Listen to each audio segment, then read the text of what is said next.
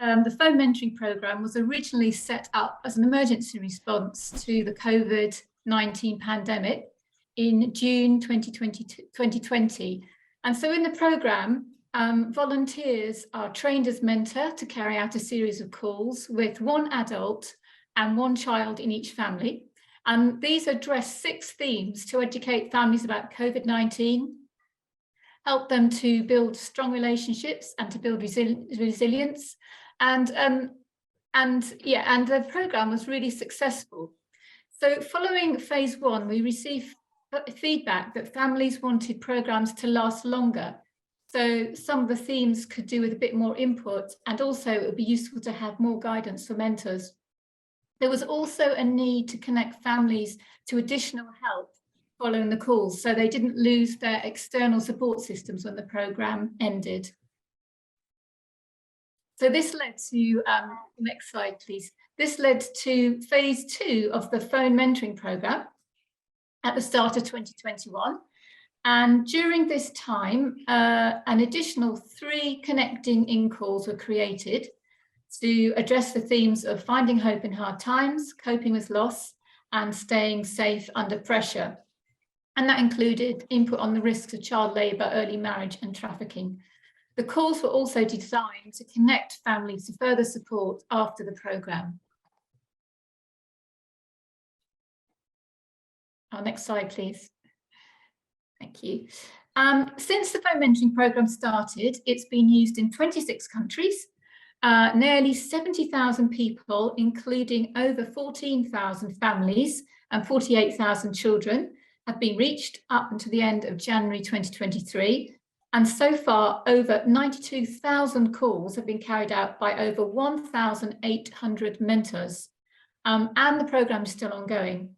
So 98% of families reported seeing positive changes in their family since they started the phone mentoring programme. And nearly 205 positive actions have been completed by parents and children. And these things are things like spending time together, talking about feelings and how to use positive discipline. Next slide, please. So you see here, you can see the outcomes of the phone mentoring programme.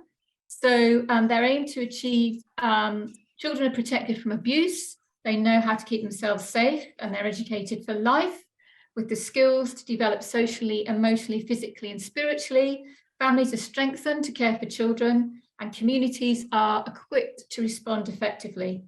So I'll just give you one example of a child who was impacted by the programme. He was a 10-year-old boy who lived in a slum in Hyderabad. He came from a troubled family with an alcoholic father, and he had never attended school. So he happened to overhear his friend talking to a mentor on the phone, and his friend put the mentor on a loudspeaker so he could join in the conversation. And then following this positive interaction, the boy started to behave positively at home. He stopped being involved in petty crime. He continued to talk to the mentor, who helped, and then the mentor helped his family enroll the boy in a local government school, and the network coordinator helped provide his family with a month of groceries. So the boy is now going to school and he's going to church regularly. And that's just one story of one child's life that's been changed by the programme. Next slide, please. So through the new Connecting in calls, mentors reported that families have learned to have confidence to overcome challenges. Their relationship with God and within their families has grown, and they have learned to have hope for a future.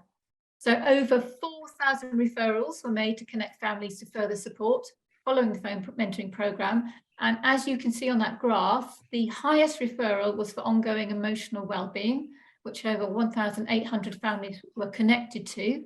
And this included counselling and additional mentoring. And other support included pastoral support, livelihood support, financial support, and work opportunities, social support, education, and healthcare.